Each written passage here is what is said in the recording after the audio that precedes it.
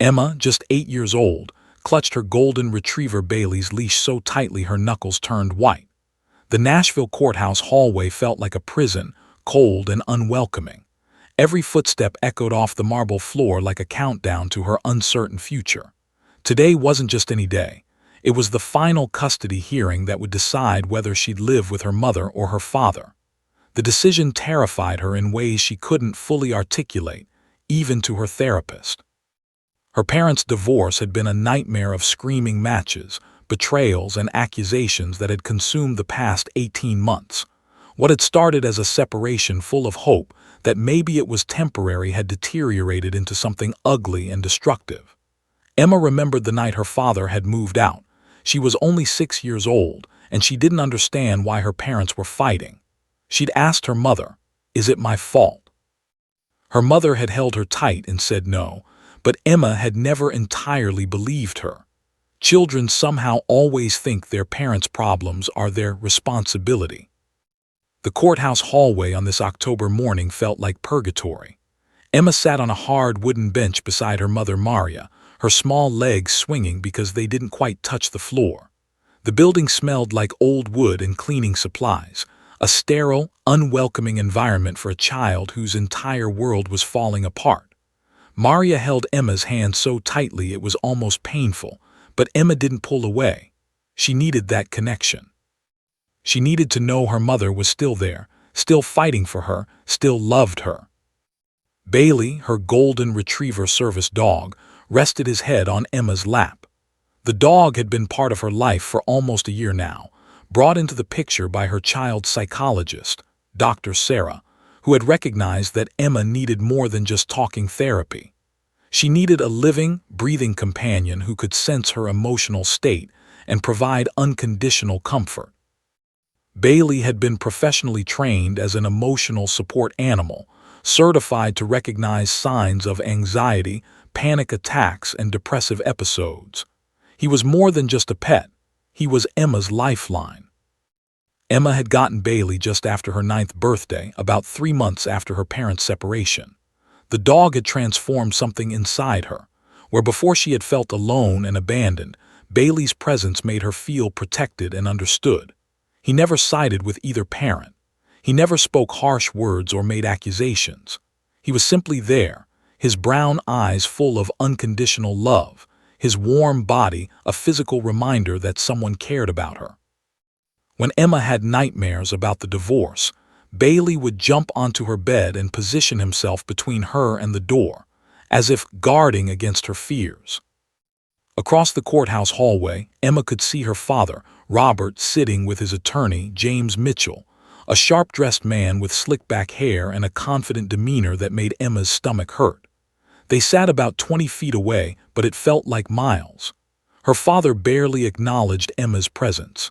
He'd glanced at her once when they arrived, nodded slightly, and then turned back to his attorney. They were speaking in hushed, urgent tones, occasionally glancing at Maria and Emma before returning to their conversation. Emma recognized the pattern. They were strategizing, preparing their weapons for the battle that was about to unfold in the courtroom behind the heavy oak doors. The irony wasn't lost on Maria, who watched her ex-husband with a mixture of anger and sadness. She leaned down and whispered to Emma, "We're going to be okay. No matter what happens in there, I want you to know that I love you more than anything in this world. You are my entire world, Emma. Remember that." Emma nodded, but she could feel her mother's hands trembling slightly. Her mother was terrified too. Dr. Emma's therapist had warned Maria about this day. She'd explained that regardless of which parent won custody, Emma would experience trauma from the proceedings. Children shouldn't have to testify about their parents, Doctor had said during one of Maria's private sessions. It forces them into an impossible position where they feel they're betraying one parent or the other. The psychological damage can be long-lasting. But the law in Tennessee allowed for it, and Emma's father's attorney had insisted that Emma be present and possibly called to testify. Emma's anxiety had been building for weeks. She'd started having trouble sleeping. Her grades had dropped from straight A's to B's and C's. She developed a nervous habit of pulling at her hair when she was stressed, leaving small bald patches that she tried to hide under her long brown locks. She'd stopped eating her lunch at school. Her best friend had asked her what was wrong, but Emma didn't know how to explain that her parents were fighting over her like. She was property to be divided in a divorce settlement rather than a person with feelings and needs. The night before, Emma had barely slept. She'd lain in bed with Bailey pressed against her side, her hand buried in his soft fur, staring at the ceiling and wondering what would happen if she had to choose between her parents. The thought was unbearable. She loved her father, despite his absence and his preoccupation with his construction business. He was still her dad.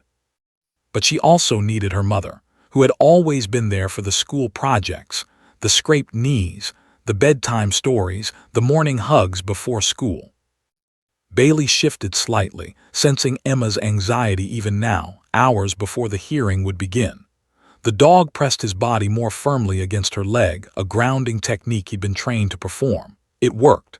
Emma's racing heart slowed just slightly. She took a deep breath, something her therapist had taught her to do when anxiety overwhelmed her. In through the nose for 4 counts, hold for 7, out through the mouth for 8. She repeated it several times. The courthouse was busy with other cases. People in business suits hurried past them. Other families sat on other benches, dealing with their own legal nightmares. Emma watched a teenage boy with his arms crossed, anger radiating off him. She wondered what his story was. Was his family breaking apart too? Did he understand why adults sometimes destroyed their families in the pursuit of winning legal battles? Maria checked her watch for the 100th time. "It's almost time," she said softly. "Judge will see us in about 15 minutes. Judge was known throughout Nashville legal circles as tough but fair. She didn't tolerate nonsense in her courtroom. She was a judge who actually seemed to care about justice, not just following procedure. Maria had told Emma this was a good thing, but Emma wasn't sure. The judge was the one who would make the final decision about her future.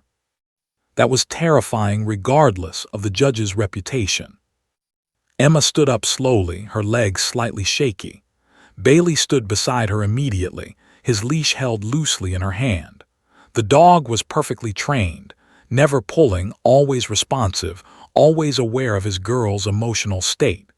Emma's mother stood too, smoothing down her modest blue dress and taking a deep breath of her own. "Whatever happens in there," Maria said, kneeling down to look Emma in the eyes, "I want you to remember that none of this is your fault. Do you understand me? This is about your father and me not being able to make our marriage work. This is not because of anything you did or didn't do. You are perfect, Emma. You are so loved, and nothing that happens today changes that." Emma hugged her mother tightly, breathing in the familiar scent of her lavender perfume. Bailey's leash was still in her hand, and the dog gently leaned against both of them, providing his own form of comfort and support. As the bailiff called their names and they walked toward the courtroom doors, Emma whispered a prayer, not to any specific deity, but to the universe, to fate, to whatever force might be listening. She prayed that someone in that courtroom would remember that she was just a little girl who wanted her family to be whole again. She prayed that justice would mean protecting her, not using her as a pawn in her parents' war. Bailey walked beside her, his head held high, his ears alert. The dog didn't know the details of human legal proceedings, but he knew his girl was afraid. And in that moment, as they pushed through the heavy wooden doors into the courtroom where Judge was already seated, Bailey was determined to stay by Emma's side, no matter what happened next. That golden retriever had no idea that he was about to become the most important witness in the case. Inside the courtroom, the atmosphere was cold and official. Judge sat high above everyone on her elevated bench, her gray eyes sharp and penetrating, missing nothing. She was in her early 60s, with silver hair pulled back in a neat bun and the air of someone who had spent decades seeing the worst and best of human nature. Her black robes hung around her like a mantle of authority. She had reviewed the case files the night before, reading through the accusations, the counter-accusations, the financial statements, and the custody agreements. But nothing prepared a judge for the raw emotion that filled the courtroom during these proceedings. Emma sat between her mother and the bailiff, her small body rigid with tension. Bailey lay at her feet, his golden head resting on his paws, but his ears were alert, constantly swiveling toward sounds of distress. The dog could sense the electricity in the room, the underlying current of anger and resentment that hung in the air like toxic smoke. Court reporter Santiago sat at her stenotype machine, her fingers ready to capture every word spoken. A handful of spectators sat in the gallery, court observers, social workers, and a few people waiting for their own cases to be called. Emma's father sat across the room with his attorney, James Mitchell. Robert was a handsome man in his early 40s, with dark hair and a build that suggested he worked outdoors, which made sense given his successful construction company. He wore an expensive suit, clearly meant to impress the judge, to convey success and stability. Beside him, James Mitchell leaned over and whispered something into Robert's ear. Robert nodded, and then looked across the courtroom toward his daughter. For just a moment, something flickered in his eyes. Was it remorse? Guilt? But then he looked away, his jaw tightening, and Emma wasn't sure she'd seen anything at all. Judge banged her gavel lightly. "We're here today to determine custody arrangements for Emma," she announced, her voice carrying the formal weight of the legal system. "I've reviewed the case file, and I understand this is a contested custody matter. Both parents are seeking primary custody, with varying levels of visitation rights. Before we hear from the parents, I want to make one thing absolutely clear. The only concern of this court is what is in the best interest of the child. Not the parents' desires, not their financial situations, not their feelings. The child. Is that understood?" Both attorneys nodded. "Yes, Your Honor," they said in unison. "Excellent," Judge said. "Let's begin." James Mitchell stood up smoothly, his expensive shoes clicking against the courtroom floor. He was a shark in a suit, someone who had built his career on winning custody battles for clients, regardless of the method. He began his opening statement with calculated emotion, his voice rising and falling in practiced cadences designed to manipulate. "Your Honor, my client Robert has been systematically and deliberately excluded from his daughter's life," Mitchell began, packing in front of the judge's bench. "While he was working to provide financial stability for his family, his ex-wife Maria has been poisoning their daughter's mind against him. She has told Emma that her father doesn't love her, that he abandoned the family, that he only cares about money. She has prevented him from attending school events. She has refused to allow him visitation on multiple occasions. She has, quite frankly, weaponized their daughter against him." Emma felt her mother's body go rigid beside her. Maria's hand gripped the edge of the table so hard her knuckles turned white. This was the narrative that had haunted her for months, the accusation that she was an alienating parent, that she was the villain in this story. It wasn't true. She had never told Emma those things. She had encouraged Emma to maintain a relationship with her father, despite his consistent absence and unreliability. Mitchell continued, pulling out documents and photographs. He showed pictures of Robert's construction company, evidence of his financial success. He presented bank statements showing child support payments. He talked about Robert's desire to be present in his daughter's life, his willingness to take on more responsibility. He painted a picture of a loving father thwarted by a vindictive ex-wife. "My client is seeking primary custody," Mitchell concluded, with the belief that Emma would benefit from a more stable, financially secure environment, and from having both parents equally involved in her life. Currently, the child is being deprived of that opportunity due to her mother's interference. Judge made notes, her expression unreadable. Then Maria's attorney stood up, was a different kind of lawyer, younger than Mitchell, perhaps in her late 40s with hair and compassionate brown eyes. She had built her practice on protecting vulnerable people, including children. She didn't use theatrical gestures or calculated emotion. Instead, she spoke with quiet conviction. "Your Honor, my client Maria has been the primary caregiver since day one of this child's life," began. She took a leave of absence from her job when Emma was born. She attended every doctor's appointment, every school event, every recital.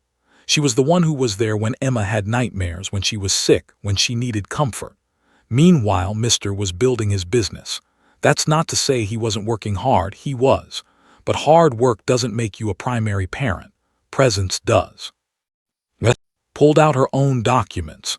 School records showing Emma's grades had dropped since the separation began.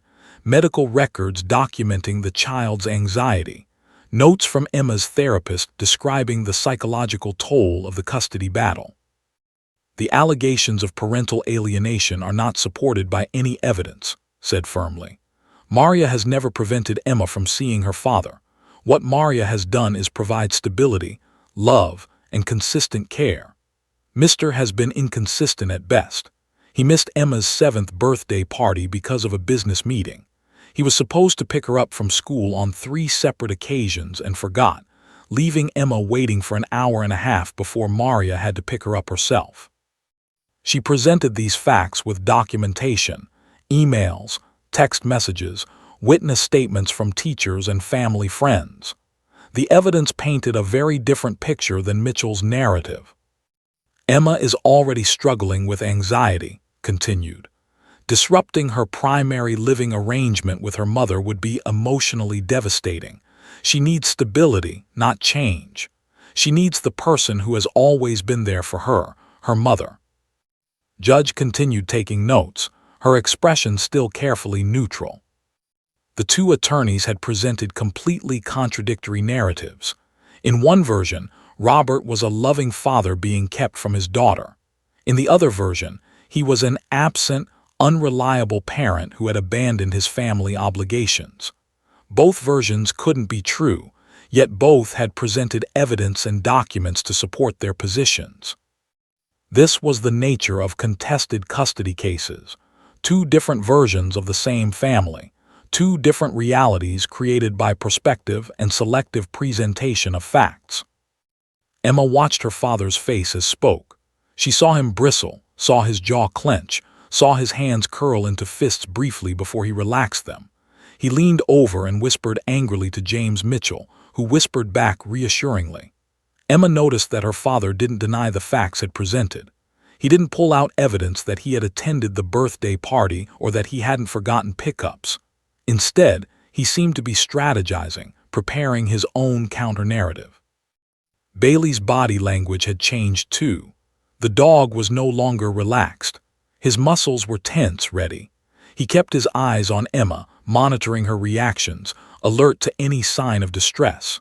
The dog could sense that the emotional temperature in the room was rising, that something important was happening, something that would affect his girl profoundly. Judge looked between the 2 attorneys. "Do either of you have witnesses to call?" she asked. "Yes, Your Honor," both attorneys answered simultaneously. "We'll proceed with the mother's witnesses first," Judge decided. "Then the father's. Then, if necessary, we'll hear testimony from the child." Emma's heart stopped. "If necessary, we'll hear testimony from the child." Those words echoed in her mind. She might have to testify. She might have to sit in that witness chair and answer questions about her parents, might be forced to say things that would hurt one of them. The thought made her feel nauseated. Maria's witnesses were called first.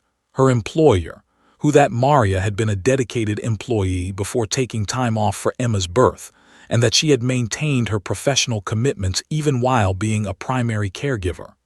A teacher about Emma's previous academic performance before the separation and the decline since then. A family friend about Maria's devotion to her daughter and Robert's frequent absences. Then Robert's witnesses were called. Business associates who to his financial success. A friend who claimed Robert had expressed a desire to be more involved in Emma's life. A family member who said Robert was a loving man who had been wronged by the divorce. As the hours passed, the courtroom became of competing narratives, and Emma realized with growing horror that nobody in this room was asking what she wanted. Nobody was listening to her. They were all too busy fighting over her, using her as a weapon in their war against each other. Bailey pressed closer to her leg, as if trying to remind her that at least one being in this room loved her unconditionally. Judge's expression had shifted from neutral to concerned. She watched Emma carefully as the testimony continued, and Emma caught her looking, trying to assess the impact all of this was having on the child at the center of the case. After nearly 4 hours of testimony from adults, the courtroom had grown quiet and heavy with exhaustion. The afternoon sun streamed through the tall windows, casting long shadows across the wooden floors. Judge removed her reading glasses and rubbed her eyes. She looked down at Emma, who sat rigidly beside her mother, her small frame seeming to shrink further with each passing hour. The judge's expression shifted. Something in her face suggested she was about to make a decision she didn't relish. "I believe it's time we hear from the child," Judge announced, her voice carrying a note of reluctance. "Emma, please come to the witness stand." The courtroom seemed to hold its breath. Emma's mother squeezed her hand one final time. "You can do this," Maria whispered, though her voice trembled with emotion. "Just tell the truth. That's all anyone can ask." Emma stood up on legs that felt like they were made of water. Bailey immediately rose beside her, his muscular body alert and attentive. The bailiff looked at Judge questioningly, and the judge nodded. "The emotional support animal may accompany the child," she said. "I believe that's appropriate under the circumstances." Emma walked toward the witness stand, her small feet making barely any sound on the polished courtroom floor. Every eye in the room followed her: the judge, the attorneys, her parents, the court reporter, the spectators. She felt like she was walking to her execution. Bailey stayed perfectly at her side, his leash held loosely in her trembling hand, his presence the only thing keeping her from falling apart completely. The bailiff held a children's Bible toward her. "Do you swear to tell the truth, the whole truth and nothing but the truth, so help you God?" the bailiff asked. "I do," Emma whispered, her voice barely audible. "You'll need to speak up, Emma," Judge said gently. "The court reporter needs to hear you clearly." "I do," Emma repeated louder this time. She climbed into the witness chair, which seemed impossibly high. Her feet dangled a full foot above the floor. Bailey was positioned directly beside the stand, his head at approximately the same level as Emma's, his brown eyes watching her constantly. The dog's presence was calming, a reminder that she wasn't completely alone in this hostile environment. Judge began with gentle questions, her voice carrying maternal compassion. "Emma, how old are you?" "8," Emma answered. "Do you understand what it means to tell the truth?" "Yes, ma'am." "Good. Emma, can you tell me about your life? Where do you live?" Emma described her home with her mother, a small house with a backyard where she and Bailey played, her bedroom with its purple walls and constellation ceiling, the kitchen where her mom made her favorite pancakes on Saturday mornings. As she spoke, her voice became slightly stronger. These were safe topics, comfortable memories. But then James Mitchell stood up. He was a different presence than Judge, where the judge had been gentle. Mitchell was sharp and predatory. He approached the witness stand with the confidence of a man who had intimidated far older and more sophisticated witnesses than an 8-year-old child. "Hello, Emma," he said, his voice carrying false warmth. "I'm Mr. Mitchell. I'm here to help understand what's really going on in your life. Is that okay?" Emma nodded uncertainly. "Now, Emma, I want to ask you about something your mother said to you. Has your mother ever told you that your father doesn't love you?" Emma's eyes went wide. "No," she said quietly. "Are you sure?" Mitchell pressed. "Never." "Never," Emma said, but her voice wavered. Mitchell pulled out a yellow legal pad with notes. "I have a statement here from someone who says they heard your mother tell you that your father abandoned the family and doesn't care about you. Did that happen?" Emma shook her head vigorously. "No, my mom never said that." "But you don't see your father very often, do you?" Mitchell continued, circling the witness stand like a predator circling prey. "In fact, he's been kept away from you, hasn't he? That's your mother's doing, isn't it?" Objection stood up. The witness is a child. The attorney is leading and suggesting facts, not in evidence. Sustained, Judge said, frowning at Mitchell. Mr. Mitchell, please rephrase your questions. But Mitchell continued, undeterred. He asked Emma about times her father had missed events, but he didn't ask why. He asked about times her mother had spoken negatively, but he didn't ask for actual quotes or context. He was building a narrative through suggestion and leading questions, trying to get an 8-year-old to confirm a story that supported his client's position. Emma's anxiety began to escalate visibly. Her legs started bouncing. She pulled at a strand of her hair, a nervous habit that made her mother wince from her seat. Bailey's ears perked up immediately. The dog sensed the emotional shift, the rising panic in his girl. Has your mother ever said that your father is a bad person? Mitchell asked. I don't remember, Emma stammered. You don't remember, or she did say it. I don't, she didn't, I mean. Emma's words tumbled out incoherently. Bailey's body tensed. The dog was trained to recognize anxiety escalation, and Emma was heading toward a crisis moment. Emma, if you could choose to live with your father instead of your mother, would you? Mitchell asked, his voice dripping with false sympathy. This was the question, the impossible question, the one that every child feared and every custody case eventually arrived at. Emma's entire body began to shake. Her hands gripped the edges of the witness chair so hard her knuckles turned white. I don't want to choose, Emma said, her voice breaking. Tears began streaming down her face. I love both of them. I don't want to pick. That's not fair.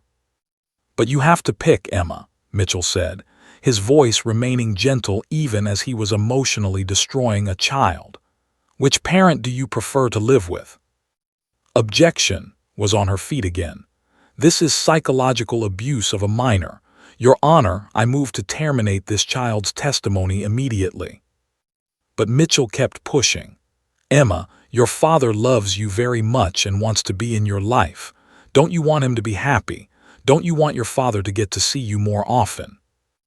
Emma's breathing became rapid and shallow. Tears flowed freely now. I want everyone to stop fighting, she sobbed. I want my dad to be there, but I want my mom too. Why do I have to choose? Why is this happening? Bailey could take it no longer. The dog's entire body went rigid, his training screaming at him that his person, the child he was bonded to, the child he was trained to protect, was in acute distress. Emma's anxiety had crossed the threshold from manageable to critical. Judge's face had transformed. What had been judicial composure was now visible anger. Mr. Mitchell, I'm going to stop you right there, she said sharply. This line of questioning is inappropriate, harmful, and frankly, cruel. This is a child, not a hostile witness on cross-examination. Your Honor, I'm simply trying to, Mitchell started. I don't care what you're trying to do, Judge interrupted. You're emotionally damaging this child in front of me. That ends now. Emma was hyperventilating now, her entire body shaking with sobs. Her mother started to rise from her seat, desperate to comfort her daughter. Bailey pressed his body against the witness stand, whining softly, his brown eyes locked on Emma with absolute concern and devotion. Judge quickly consulted with the bailiff and called for a 15-minute recess. Get the child some water, she commanded, and someone get her mother to her immediately. As Maria rushed forward to embrace her daughter, Emma collapsed into her arms, sobbing uncontrollably. Bailey positioned himself between Emma and the rest of the courtroom, his protective instincts in full override. The dog placed his head against Emma's back, providing whatever comfort a loyal animal could offer a traumatized child. Judge watched the scene unfold, her expression darkening. She looked directly at James Mitchell with an intensity that could have burned through steel. In that moment, made a decision. Something about this case was going to change. Something about how the system handled children was going to change. But first, they would take a break. They would give Emma time to recover. And then, when they returned, Judge would ensure that no child ever had to endure this kind of psychological torment in her courtroom again. The courthouse hallway had transformed into an emergency room of sorts. Emma sat on a wooden bench, her small body wrapped in her mother's arms, tears still flowing freely down her face. A courthouse staff member had brought her a bottle of water and some tissues, but Emma couldn't drink. Her throat felt constricted, as if something was physically blocking her ability to swallow. Her breathing remained shallow and rapid, and occasionally she would gasp as if she couldn't get enough air into her lungs. Bailey remained glued to Emma's side, his golden head resting against her leg. The dog hadn't moved since they'd left the courtroom. His brown eyes tracked every movement, his ears alert to every sound. Occasionally, the dog would emit a soft whine, a barely audible sound of distress that mirrored Emma's own anguish. This wasn't just a service dog performing trained behaviors anymore. This was a creature witnessing the suffering of someone he loved and being unable to fully stop it, only able to offer his presence and devotion. Maria held her daughter so tightly it was almost like she was trying to physically protect her from the world, to shield her from the cruelty that adults had unleashed. She whispered soft reassurances into Emma's hair. "I'm here. I've got you. It's okay. You're safe now." But even as she said these things, Maria wasn't sure they were true. What had just happened in that courtroom was not safe. It was the opposite of safe. It was a deliberate, calculated assault on her daughter's emotional, all in the name of law and justice. Dr. Sarah, Emma's therapist, was on her way. Maria had called her during the recess, her voice shaking as she described what had transpired. "He's destroying her," Maria had said. "Mitchell is literally torturing my daughter on the witness stand, and the judge let him do it. He kept pushing and pushing, asking her to choose between her parents. She can't do this. She's falling apart." Doctor had promised to arrive within 20 minutes. In the courtroom during the recess, things were very different. Judge sat in her chambers with her law clerk and was thoroughly reviewing the rules of evidence and child testimony procedures. Her jaw was clenched, and her fingers tapped an angry rhythm on her wooden desk. "This is legal," her law clerk, a young man named David, said quietly. "Parents can be questioned about what their children have said, and unfortunately, children can be cross-examined. It's within Mr. Mitchell's rights as an attorney to—" "I don't care if it's technically legal," Judge interrupted sharply. "What I witnessed out there was the psychological abuse of an 8-year-old child. That girl was hyperventilating. She was having a panic attack. Mitchell was deliberately pushing her into a state of emotional crisis. And for what? So he could get her to say something incriminating about her mother. So he could somehow make it seem like the child prefers her father." Judge stood up and walked to the window of her chambers, looking out at the Nashville skyline. She had been a judge for 23 years. She had presided over hundreds of custody cases. She had heard countless stories of parental conflict, infidelity, addiction, and abuse. But something about Emma's breakdown had pierced through the professional detachment she maintained as a judge.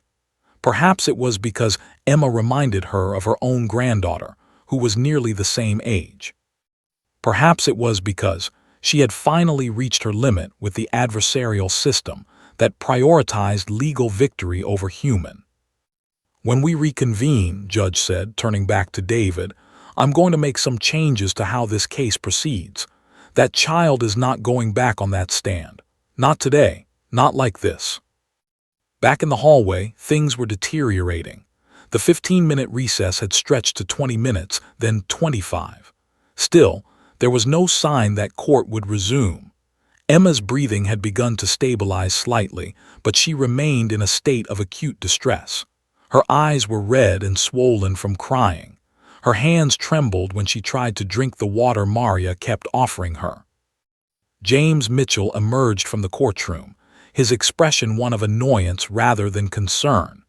He approached Maria and Emma, his expensive leather shoes clicking against the marble floor.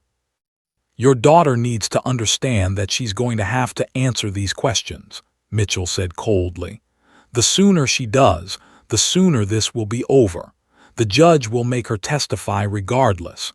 so perhaps it would be better to prepare her mentally for what's coming. Maria looked up at him with pure fury in her eyes. "Get away from my daughter," she said, her voice low and dangerous. "You've done enough damage for one day." "I'm simply stating facts," Mitchell said, unmoved by her anger. "Your ex-husband deserves the opportunity to have a relationship with his child. If Maria is prevented from answering questions about that, then how will the truth come out?" "The truth is you're a predator," Maria spat. "You're preying on a child to win a case. That's unconscionable."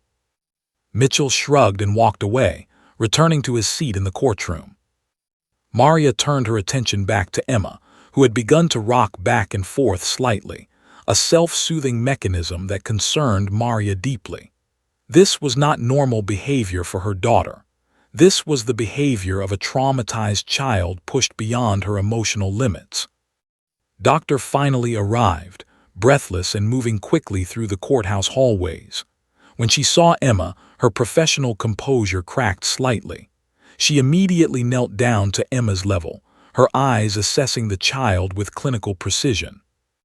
"Hi, Emma," Doctor said gently. "I'm here now. Can you tell me how you're feeling?" "I can't do this," Emma sobbed. "I can't go back in there. I can't choose. I don't want to choose." "You don't have to choose," Doctor said firmly, shooting a meaningful look at Maria. "That's not your job, that's the adult's job." Doctor pulled Maria aside for a private conversation. "This child is experiencing acute anxiety and symptoms of trauma," she said quietly but urgently. "Continuing to put her on the stand could cause lasting psychological damage. I'm going to speak to the judge immediately. This needs to stop." Emma sat on the bench with Bailey, her small body huddled against the dog. Bailey had never left her side, and the dog's calm presence was the only thing keeping Emma from completely unraveling. The golden retriever seemed to understand, at some deep level, that his girl had been hurt and that he needed to be her anchor to reality. Meanwhile, back in the courtroom, Judge was in a state of quiet fury. She was reviewing case law, searching for precedents that might allow her to protect Emma from further testimony while still conducting a fair trial. She was also thinking about the larger system that had created this situation, a system that treated children as witnesses to be questioned rather than as vulnerable people to be protected. When the bailiff informed her that Doctor had arrived and was requesting to speak with her, Judge agreed immediately. She met with the therapist in her chambers, and Doctor presented a detailed clinical assessment of Emma's condition. "This child is experiencing acute stress disorder symptoms," Doctor explained. "Continued testimony in this adversarial environment could result in lasting trauma. I would strongly recommend ending her testimony and proceeding with other evidence." Judge listened carefully, and with each word Doctor spoke, her resolve hardened. She had made her decision. The system would have to change, at least in her courtroom. Emma would not be further traumatized under her watch. When court reconvened, Judge made an announcement that shocked everyone in the courtroom. "I am terminating the child's testimony," she said firmly. "Miss has clearly been traumatized by the cross-examination process. This court finds that continuing to question her would be not only harmful but potentially abusive. Her mental health and take precedence over any legal procedure." James Mitchell stood up, ready to object, but Judge held up her hand. "I don't want to hear it, Mr. Mitchell. Your line of questioning was inappropriate, aggressive, and designed to manipulate a child into making statements that serve your client's interests, not her own. This ends now." Emma, listening from the hallway as the words were relayed to her, felt a small measure of relief. But the damage had already been done. She had been broken, pushed past her limits, treated as a weapon in her parents' war. Now, as they prepared to return to the courtroom, Emma didn't know if she could recover from what had happened to her. Bailey pressed closer, sensing that more was to come. The dog's protective instincts were on high alert. Something was building, something that would require his intervention. He could feel it in the tension of his girl's body, in the desperate need radiating from her. Bailey was ready. Whatever came next, he would be there. The courtroom seemed different when they returned. Judge sat silently on her bench, her expression stone cold and unforgiving. She had made it clear that Emma's testimony would not continue, but the case still needed to proceed. There were other matters to address, other evidence to consider. Both attorneys prepared their closing arguments, ready to make their final pitches for why their client should be awarded primary custody. Emma sat between her mother and the bailiff, Bailey at her feet. Her small body was still trembling slightly from the trauma of the interrogation. Her eyes were red and puffy, and she had that hollow, shell-shocked appearance of someone who had been pushed beyond their emotional breaking point. She stared straight ahead, not really seeing anything, lost in a fog of anxiety and despair. Bailey could feel it, deep in his bones, in the neural pathways that connected his powerful instincts to his trained responses. The golden retriever knew that Emma was not okay. This wasn't just anxiety. This wasn't just normal stress. His girl was experiencing a crisis of the soul, a profound emotional collapse that went beyond the training exercises doctor had taught them. Bailey's body was rigid with tension, his muscles coiled like springs, ready for action. James Mitchell stood to deliver his closing argument. He walked back and forth in front of the judge's bench, his voice carrying the confidence of a man who believed he had won, that he had broken down the opposition's case sufficiently to convince the judge that his client deserved custody. "Your Honor, despite the interruption to the child's testimony, the facts are clear," Mitchell began. "My client is financially successful, emotionally stable, and deeply desires to be involved in his daughter's life. He has been systematically excluded from that role by an ex-wife determined to alienate him from their child. The child's anxiety, far from being a reason to deny him custody, is actually evidence that she needs both parents working together. My client is prepared to." But Mitchell never finished his sentence. Emma made a movement so subtle that most people in the courtroom almost missed it. Her right hand moved in a specific pattern, one deliberate motion, then a pause, then another motion. It was a gesture she had practiced with doctor, a signal that meant, "I am in crisis. I need help. This is my emergency signal." It was barely visible, so small and quick that if you weren't watching for it, you wouldn't notice it at all. But Bailey noticed. The golden retriever's body exploded into motion with a sudden burst of kinetic energy. He launched himself off the courtroom floor with the grace and power of an athlete in his prime. His muscular body arced through the air, and his front paws landed directly on the edge of the witness stand with perfect precision. The dog pulled himself up, his hind legs powerful and controlled, until he was standing on his back legs with his front paws balanced on the witness stand's edge. But Bailey didn't stop there.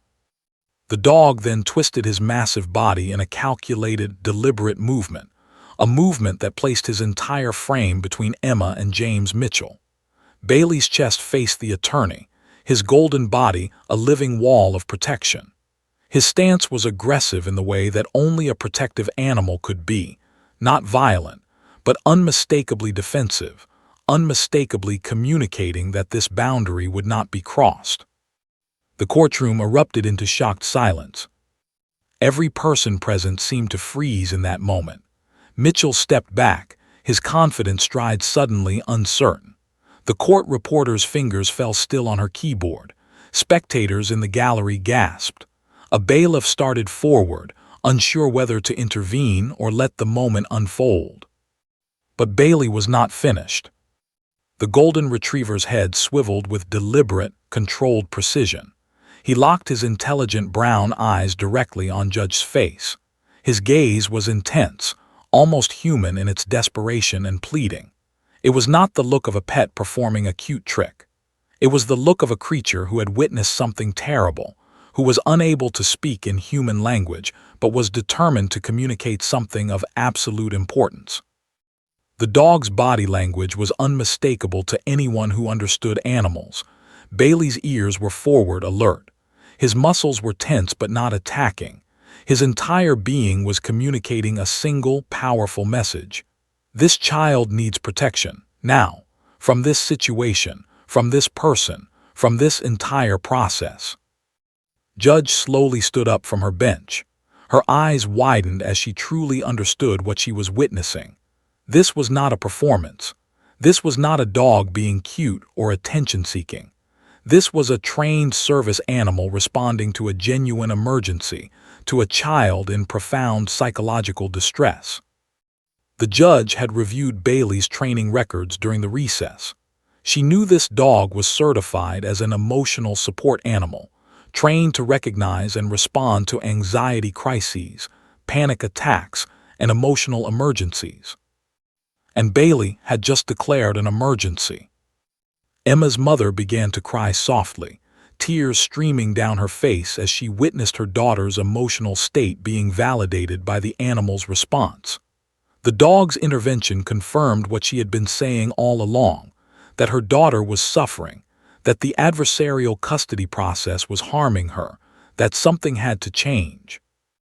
Even Emma's father's expression changed. Robert had leaned back in his chair, visibly shaken by what he had just witnessed. Whatever narrative he had constructed about Emma being fine, about her anxiety being exaggerated, about her mother's claims being overblown, that narrative had just been destroyed by his own daughter's service dog. Bailey remained in his protective stance, his eyes never leaving Judge's face. The dog's message was clear. Look at what this is doing to her. See her. Truly see her. James Mitchell attempted to regain control of the moment. Your Honor, perhaps we should remove the dog. This is clearly. Sit down, Judge said quietly, but her voice carried an edge that could have cut steel. Don't say another word. The attorney sat down immediately, his confidence completely shattered. Judge stood, and Bailey's body relaxed slightly, but the dog remained on the witness stand, his protective stance unwavering. The judge stepped down from her elevated bench and walked toward Emma. With each step she took, the gravity of the moment intensified. This was a judge physically moving toward the center of the emotional crisis, acknowledging that the normal procedures and protocols were inadequate for what had just been revealed. Judge looked at Emma, really looked at her, seeing not a case file or a piece of evidence, but a traumatized child. She saw the red, swollen eyes. She saw the trembling hands. She saw the way the girl was gripping Bailey's fur like it was the only thing keeping her tethered to reality. And she saw Bailey's unwavering devotion, the dog's absolute refusal to abandon the child, the animal's fierce commitment to protecting someone he loved. Emma, Judge said softly, you are safe now, I promise you that. She looked back at Bailey, and something like understanding passed between the judge and the dog. It was a moment of human consciousness recognizing the profound wisdom of an animal's instincts. Bailey had done what the legal system, with all its procedures and protocols, had failed to do. He had made Emma's suffering impossible to ignore. The judge returned to her bench and her face was transformed. The judicial composure had been replaced with something harder, something more fundamental. She looked at both attorneys, and when she spoke, her voice was ice and fire combined. We are going to take a significant break, Judge announced. And when we reconvene, we are going to approach this case very differently. The adversarial process as it has been conducted today is no longer acceptable in my courtroom. That is final. Bailey finally released his protective stance and dropped back down to Emma's side, his mission accomplished. He nuzzled his girl's hand, and Emma wrapped her arms around his neck, burying her face in his soft golden fur. The dog had saved her, not from her parents, but from a system that had failed to protect her. In that moment, as Emma held her service dog and Bailey held his girl, something fundamental shifted in the Nashville courthouse. A judge had witnessed the power of love and loyalty expressed through a loyal animal, and she would never forget it. Judge sat in her private chambers, the door closed firmly behind her. Her hands were shaking slightly as she poured herself a glass of water from the pitcher on her desk. She had been a judge for over 2 decades, had seen countless family tragedies unfold within these courthouse walls. But what she had witnessed in the courtroom today had shaken her to her core in a way she hadn't anticipated. She kept replaying the moment over and over in her mind. Bailey's leap onto the witness stand, the dog's protective positioning, those intelligent brown eyes locked on her face with an intensity that transcended species and language. The service dog had communicated something that no human testimony could have conveyed, that Emma was suffering profound psychological harm, and that the people responsible for her were failing her. Judge's law clerk, David, knocked softly on the chamber door. "Judge, both attorneys are requesting to know how long the recess will be," he said. "Tell them 1 hour," Judge replied, not looking up from the legal pad in front of her. "And David, I need you to do something for me. I need you to pull every single case file I've presided over in the past 5 years that involved child custody. I need to know how many of those cases included similar situations, children being cross-examined, children being pressured to choose between parents, children showing signs of emotional distress during proceedings." David's eyes widened. That's going to be dozens of cases, Your Honor." "I know," Judge said grimly. "That's exactly my point." She stood up and walked to the window of her chambers, looking out at the Nashville skyline. The city continued on, unaware of the emotional earthquake that had just occurred in one of its courtrooms. People were going about their daily lives, unaware that a judge was fundamentally reconsidering how the entire legal system approached the protection of vulnerable children. Judge's phone rang. It was Judge Henry from the Family Law Division, calling on behalf of the Judicial Council. "I heard there was an incident in your courtroom," Judge said carefully. "A service dog on the witness stand. Is everything okay?" "No, Henry, everything is not okay," Judge said bluntly. "I've just presided over one of the most ethically troubling proceedings I've witnessed in my entire judicial career. An 8-year-old child was subjected to aggressive, manipulative cross-examination designed to force her to choose between her parents. She had a panic attack. She became unable to function. And only after her service dog, a trained animal, physically intervened was anyone in that courtroom willing to acknowledge what was happening." There was silence on the other end of the line. "That's concerning," Judge finally said. "Concerning? Henry, it's appalling," Judge said, her voice rising slightly. "The adversarial system as it currently exists treats children as witnesses to be broken down rather than as vulnerable human beings to be protected. And I'm not going to allow that in my courtroom anymore. I don't care if it requires me to rewrite every protocol we have." When court reconvened, Judge carried with her a piece of paper. It was a document she had drafted during the hour-long recess, a comprehensive new procedural framework for how child custody cases would be handled in her courtroom going forward. She began by addressing both attorneys directly, and her tone was ice and fire combined. "I want to be very clear about something," Judge announced, her voice carrying the weight of absolute authority. "What occurred in this courtroom today was unacceptable. Particularly troubling was the line of questioning conducted by counsel for the respondent. Mr. Mitchell, your aggressive interrogation of an 8-year-old child, your deliberate attempts to manipulate her emotionally, your effort to force her to choose between her parents, all of that constitutes conduct unbecoming of an officer of the court." James Mitchell started to stand, his face flushed. "Your Honor, I was simply—" "I didn't give you permission to speak," Judge cut him off coldly. "Sit down." Mitchell sat, his confidence completely evaporated. The other spectators in the courtroom could sense the judge's fury, could feel the shift in the power dynamic. Judge continued, "Effective immediately, I am implementing new protocols for all child custody cases in my courtroom. These protocols prioritize the psychological of the child above all other considerations. First, any child under the age of 12 will not be subjected to cross-examination regarding their parents. If there are factual questions that need answering, those will be addressed through other means, psychological evaluations, statements to trained interviewers, or other procedures that do not involve public confrontation in a courtroom."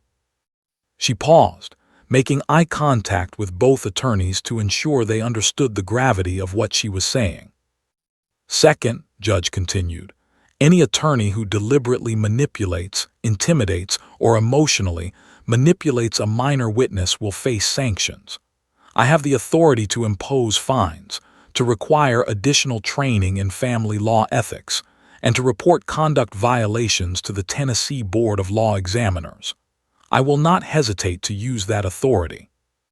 Nodded in agreement, while James Mitchell's face darkened with suppressed anger. Third, Judge said, I am ordering a comprehensive psychological evaluation of Emma to be conducted by a court-appointed psychologist. That evaluation will assess the impact of these proceedings on her mental health, and the results will be admissible in this case. Additionally, I am requiring that both parents undergo co-parenting counseling as a condition of custody determination. If either parent refuses, that refusal will be weighed heavily against them. Judge looked directly at Robert. Mister, I want to be very clear with you. Your daughter is suffering. Her anxiety and emotional distress are documented, observed, and confirmed by her trained service animal responding to genuine psychological crisis. If you continue to pursue this case in the aggressive manner your attorney has been employing, you will not gain custody. In fact, you may lose the visitation rights you currently enjoy. I suggest you have a very serious conversation with your legal counsel about whether your desire to win is worth the psychological damage being inflicted on your daughter. Robert looked away, unable to meet the judge's gaze. Judge then turned her attention to Bailey, who sat calmly beside Emma, his head resting against the child's leg. I also want to acknowledge something unprecedented that occurred in my courtroom today, Judge said, her voice shifting to something warmer but still authoritative. A service dog trained to recognize emotional crises made a deliberate intervention to protect a child in his care. That dog did what the legal system failed to do. He made her suffering impossible to ignore. Going forward, the presence of an emotional support animal in custody proceedings will not only be permitted, but will be given significant weight in my determination of the child's best interests. If a trained service animal indicates that a child is in psychological distress, that is admissible evidence that the current legal process is causing harm. Judge called for a 15-minute break and instructed both parents to meet with her in her chambers, separately and with their attorneys. When Robert entered Judge's chambers, the judge wasted no time with pleasantries. Mister, your daughter is suffering, she said bluntly. Her service dog just performed an emergency intervention in front of this entire courtroom. That dog was trained to recognize anxiety crises, and he determined that your daughter was in acute psychological distress. Are you prepared to acknowledge that? Robert nodded slowly, avoiding eye contact. Your next decision will define you as a father, Judge continued. You can continue down the adversarial path your attorney has set, pushing for more custody, more control, and in the process, further damaging your daughter's mental health. Or you can choose a different path. You can choose to work cooperatively with your ex-wife, to prioritize Emma's over your own desires for victory, and to rebuild your relationship with your daughter in a healthy, supportive environment. Which path are you going to choose? Robert sat in silence for a long moment. When he finally spoke, his voice was quiet. I want to choose the path that helps my daughter, he said. I didn't understand how much she was suffering. Now you do, Judge said, and now you have an opportunity to be the father she needs you to be. When Maria entered the chambers moments later, Judge had different words for her. Maria, your concerns about your daughter's emotional state have been validated today, the judge said. The court sees what you've been saying. Emma needs stability, consistency, and protection from further adversarial proceedings. I'm going to award you primary custody. However, your ex-husband will have significant visitation rights, contingent on his participation in court-ordered co-parenting therapy and a commitment to creating a conflict-free environment when Emma is with him. Maria's eyes filled with tears of relief. Your daughter has an exceptional service dog, Judge added. That dog's intervention today may have literally saved her from lasting psychological damage. I want you to ensure that Bailey remains with Emma at all times during this transition period. The dog has proven to be more protective of your daughters than any attorney or judge could be. As the day concluded and the parties left the courtroom, Judge remained at her bench, making notes about everything that had transpired. She knew that this case would become a turning point in how Tennessee handled child custody proceedings. And it had all started with one small girl giving a signal to her loyal dog, and that dog having the courage to act. 3 months had passed since that dramatic day in Judge's courtroom. The initial shock and emotional intensity had faded, replaced by the slow, difficult work of healing and rebuilding. Emma's life had transformed in ways both subtle and profound, though the scars of the experience would remain with her for years to come. Dr. Sarah's office had become a sanctuary for Emma. Twice a week, the 8-year-old girl would enter the small, warmly decorated room with Bailey at her side, and for an hour, she would work through the trauma of being used as a pawn in her parents' legal battle. Doctor had recommended a specific type of therapy called trauma-focused cognitive behavioral therapy, which was designed to help children process frightening or distressing experiences and develop healthy coping mechanisms. Emma, I want you to notice something, Doctor said during one session, as Bailey lay peacefully on his dog bed in the corner of the room. When you first started coming here after the courthouse incident, you couldn't even talk about that day without becoming anxious. Your heart would race, your breathing would become shallow, and you would pull at your hair. Do you notice that you're not doing those things as much anymore? Emma nodded slowly. It was true. The panic was beginning to loosen its grip on her, though she still had difficult days. That's because you're processing the experience, Doctor explained. You're learning that you survived something scary and that you have tools to help you through difficult emotions. Bailey is one of those tools. Your mother is another. Your father, when he's present and engaged, is becoming another. And most importantly, you're developing your own internal tools, your breathing exercises, your grounding techniques, your ability to recognize when you're becoming anxious and to ask for help. But the most significant changes were happening outside of therapy, in the real world where Emma lived. Her father, Robert, had enrolled in an intensive parenting program designed specifically for divorced parents. The court had mandated it, but Robert had come to understand that it was necessary not just for legal compliance, but for his own growth as a father. The program, facilitated by licensed family therapists, helped parents recognize how their conflict affected their children and taught them concrete skills for co-parenting effectively. One Saturday morning, Robert picked Emma up for their visitation time. Instead of the awkward, tension-filled car rides they had shared in the past, filled with uncomfortable silence or Robert's attempts to get Emma to complain about her mother, something different happened. I thought maybe we could go to the farmer's market, Robert said, glancing at Emma in the passenger seat. And then maybe get lunch at that place you like, the one with the good tacos. Emma's face lit up. Really? Really, Robert said. And Bailey can come too, of course. As they drove through Nashville, Robert talked openly with Emma in a way he never had before. Not about the legal case or her mother or custody arrangements. Instead, he talked about his feelings. How he realized he had been so focused on his business that he had missed out on being a real father, how sorry he was about the courthouse hearing, how proud he was of her for being brave during such a difficult time. Emma, I want you to know something, Robert said as they waited in line at the taco stand. I made mistakes as a father, big mistakes, and I'm sorry for that, but I'm committed to being better, not because a judge told me to and not because it will help me in court, but because you deserve to have a father who shows up for you, who is present, who loves you unconditionally, and I want to be that father. Emma felt tears forming, but this time they were tears of hope rather than despair. She reached over and hugged her father, and Bailey pressed against both of them, offering his own form of comfort and support. Meanwhile, Maria had also been making changes.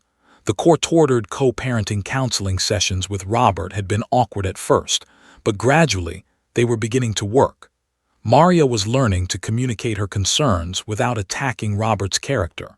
Robert was learning to listen to her perspective without immediately becoming defensive.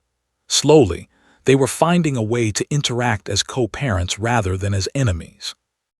Judge had scheduled a follow-up hearing 3 months after the initial custody determination. This was not a contentious proceeding, but rather a check-in to assess how the new arrangements were working and whether any adjustments were needed. When Emma, Maria, and Robert walked into the courtroom, Bailey walked between them, literally and symbolically bridging the gap that had once divided them. Judge looked down from her bench and smiled slightly when she saw the trio. "It's good to see everyone looking healthier," Judge said. "Emma, particularly, you're looking better. How are you doing?" "I'm doing better, Your Honor," Emma said, her voice steady and clear. "Doctor has been helping me, and my therapist says I'm making good progress. My dad and I are spending time together, and it's nice. And my mom and I are doing good too." "That's wonderful to hear," Judge said. She then addressed both parents directly. "I have received reports from the co-parenting counselor, from Emma's therapist, and from the court-ordered psychological evaluator. All reports indicate that Emma's anxiety has decreased significantly. Her grades have returned to her previous levels. She's sleeping better and showing fewer signs of emotional distress. Both of you appear to be taking your responsibilities seriously and putting Emma's first." "That's exactly what this court was hoping to see." Judge leaned forward slightly. "I also want to acknowledge something that many people in this courtroom may not fully appreciate. This case has already had an impact far beyond the family. I have implemented new protocols in my courtroom that will protect children in custody proceedings. I have consulted with judges across Tennessee about developing statewide guidelines. And I have begun working with the Tennessee State Bar Association to develop ethical guidelines for attorneys handling family law cases involving children." She paused, making eye contact with both parents. All of this began because one small girl gave a signal to her loyal dog, and that dog had the courage to intervene. That service animal did what the legal system failed to do initially. He made it impossible to ignore that a child was suffering. So today, I want to formally recognize Bailey as an exceptional partner in child protection. Judge stood and descended from her bench, an unusual and highly symbolic action. She approached Emma and Bailey, and with obvious affection, she reached down and stroked the golden retriever's head. "Bailey," Judge said, "on behalf of this court and on behalf of all the children who will be protected by the changes this case has inspired, I want to thank you. You are a true hero, and this courtroom is better for having witnessed your courage and loyalty." Bailey's tail wagged, and the golden retriever leaned gently against the judge, as if he understood the significance of the moment. Judge returned to her bench and addressed the gathered parties and observers. "Let the record reflect that the family custody arrangement will continue as previously determined. Maria retains primary custody with substantial visitation rights for Robert. Both parents will continue participation in co-parenting counseling. Emma will continue therapy with Dr. Sarah. And Emma's service dog, Bailey, has been formally recognized as a critical component of Emma's emotional support system, and his presence in the home will be protected under court order." As the hearing concluded and the family left the courtroom, Emma walked between her parents, holding each of their hands while Bailey walked alongside them, his presence a symbol of healing and hope. Outside the courthouse, reporters and news cameras were waiting. Judge had agreed to do a brief media statement about the changes being implemented in custody cases. "The system I witnessed in this courtroom 3 months ago was fundamentally broken," Judge told the assembled media. "Children were being treated as witnesses to be broken down rather than as human beings to be protected. Today, I want to announce that Tennessee family courts are implementing new protocols to prioritize the of children in custody disputes. These protocols are based on the principles demonstrated in the case, that protection, compassion, and genuine concern for the child's mental health must take precedence over legal victories and adversarial positioning. Judge gestured toward Emma and Bailey. This young girl and her service dog taught me something profound about what justice should really mean. It's not about who wins and who loses. It's about protecting the vulnerable, ensuring that children are not harmed by the very systems designed to protect them, and recognizing that love, whether it's the love of a parent or the loyalty of a faithful animal, is more powerful than any legal argument. The story spread through legal circles and eventually into mainstream media. Law schools began using the case as a teaching tool. Family law attorneys started examining their own practices, questioning whether they were truly serving their clients or just feeding an adversarial system that harmed everyone involved. And across Tennessee, and eventually across the nation, custody cases began to change, informed by the principles demonstrated in the courtroom where a dog had taught a judge what justice truly meant. Emma, now healing and thriving, understood that she and Bailey had changed something important. She didn't fully grasp the scope of the impact at her young age, but she knew one thing for certain. Her loyal dog had saved her, and in doing so, had saved countless other children who would benefit from a legal system finally beginning to prioritize their. 6 months after that pivotal day in Judge's courtroom, Emma stood on the sidelines of a community soccer field in Nashville, her uniform still slightly too large for her growing frame. The morning sun was warm and bright, casting long shadows across the grass. Bailey sat beside her mother Maria on the bleachers, his golden fur gleaming in the sunlight. The dog's tail wagged steadily as he watched Emma prepare for her match, a soccer tournament that Emma had almost given up on during the custody battle. But what made this moment truly special was that both her parents were there together. Robert sat a few seats away from Maria on the bleachers. There was no tension between them now, no visible animosity, no awkward silences. When Emma had run onto the field moments earlier, both her parents had cheered simultaneously, their voices blending in genuine encouragement. They had learned to celebrate their daughter's achievements together, setting aside their own conflicts for her sake. Emma had changed remarkably over the past 6 months. The anxiety that had consumed her during the custody proceedings had transformed into something manageable, something she could recognize and address when it arose. She slept through the night now. Her grades had returned to straight A's. She smiled freely again, a smile that reached her eyes and reflected genuine happiness rather than forced performance. Most importantly, Emma no longer felt like she was caught in the middle of a war. Her parents had genuinely committed to the co-parenting arrangements and to putting her first. The court-ordered therapy had worked, not because it was forced, but because both Maria and Robert had finally understood that their daughter's happiness was more important than winning a legal battle. As Emma kicked the soccer ball downfield with precision and skill, scoring a goal in the first quarter, both her parents stood up and cheered. Bailey stood too, barking joyfully in support, sensing the celebratory emotion radiating from everyone around him. "That's my girl," Robert shouted. "Go Emma," Maria called out. Emma looked up into the bleachers, found her parents and her dog, and smiled. A genuine, radiant smile that contained none of the trauma and fear that had characterized her expression months earlier. Dr. Sarah was also present at the soccer tournament. She sat a few rows back from the family, observing her young patient with professional satisfaction. Emma had made remarkable progress in therapy, not just in managing her anxiety, but in processing the trauma of the custody proceedings and developing resilience.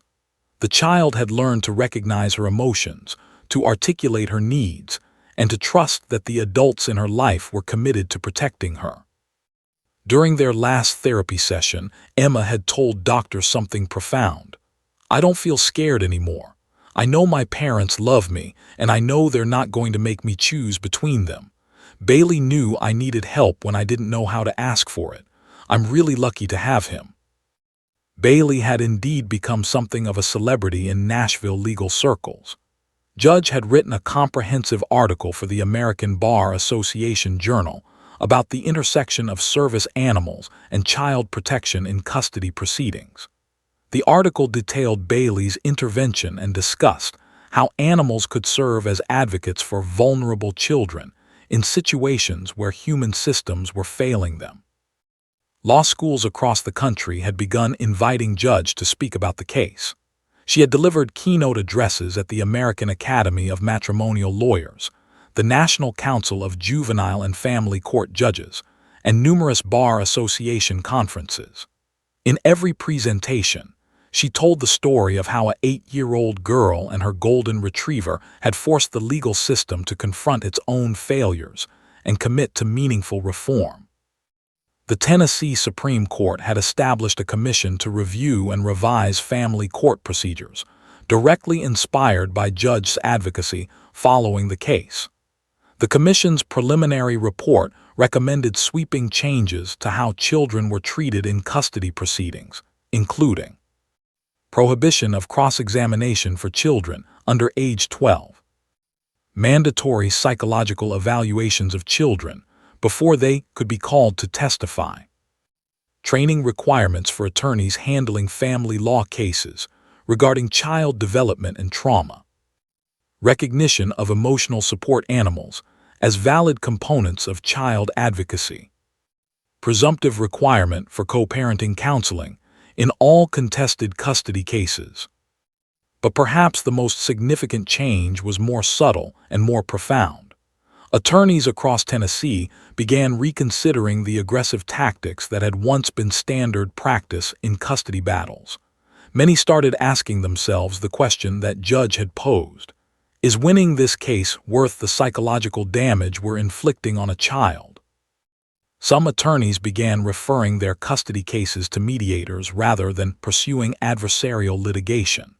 Others developed practices focused specifically on collaborative family law, where both parties worked together with trained professionals to reach mutually beneficial agreements. The adversarial system hadn't disappeared, but it had been tempered by a growing recognition that children deserved better. Robert's transformation was perhaps the most dramatic. After completing the court-ordered parenting program, he had become an advocate for family law reform himself. He began volunteering with an organization that helped divorced parents develop healthy co-parenting relationships. In his spare time, he spoke at community centers and schools about the importance of putting children first, even when parents couldn't stay together. "I was so focused on winning that I almost destroyed my relationship with my daughter," Robert told one audience of interested parents. "It took a judge, a therapist, and a service dog to make me understand what really mattered. I'm grateful every day that Emma's dog intervened when he did. If he hadn't, I might have lost her forever." Maria, for her part, had found peace in the resolution. She had been vindicated by the court, awarded primary custody, and most importantly, she had her daughter back, not just physically but emotionally. Emma was no longer anxious and withdrawn. She was thriving. The relationship between Maria and Robert remained professional and occasionally friendly, but more importantly, it remained stable and focused on Emma's needs. They had learned to communicate effectively about their daughter's education, health, and they attended her school events together. They coordinated holidays so Emma could spend time with both parents. It wasn't the family Emma had wished for, the intact, unbroken family that every child dreams of, but it was something better than what had seemed likely during those dark days of legal warfare. Bailey, now 9 years old, continued to thrive as well. The golden retriever had become something of a local legend in Nashville. Dog trainers asked for his story. His breeder used his case in training materials for service animal handlers. He had been featured in several news articles and had even been invited to appear on a local Nashville news program to discuss his role in the case. But beyond the accolades and recognition, Bailey remained what he had always been: Emma's loyal companion, her emotional anchor, her faithful protector. The dog slept beside Emma's bed. He accompanied her to school events and therapy sessions. He played with her in the backyard and sat with her during homework time. Bailey had not just saved Emma during that traumatic courtroom proceeding.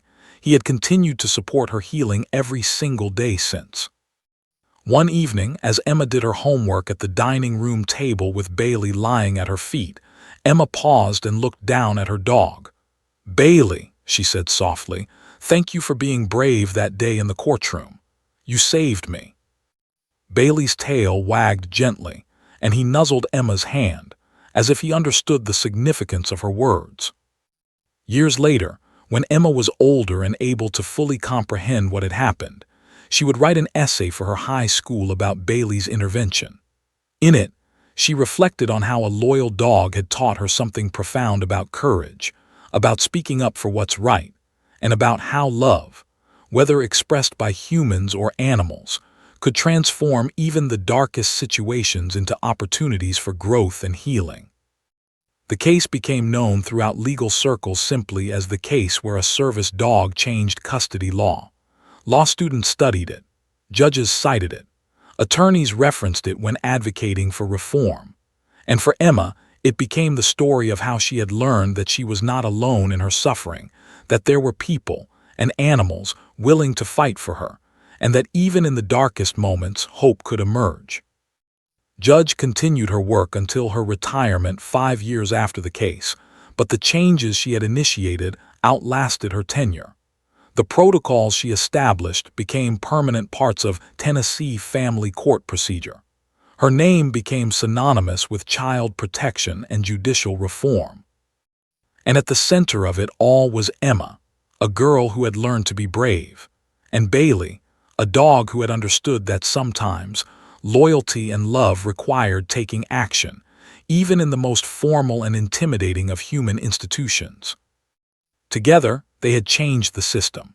Together, they had proved that justice could mean protecting the vulnerable, that the legal system could be reformed to serve children's, and that sometimes the most powerful voice in a courtroom is not a lawyer's argument or a judge's ruling, but the unwavering devotion of a loyal dog standing between a child and harm.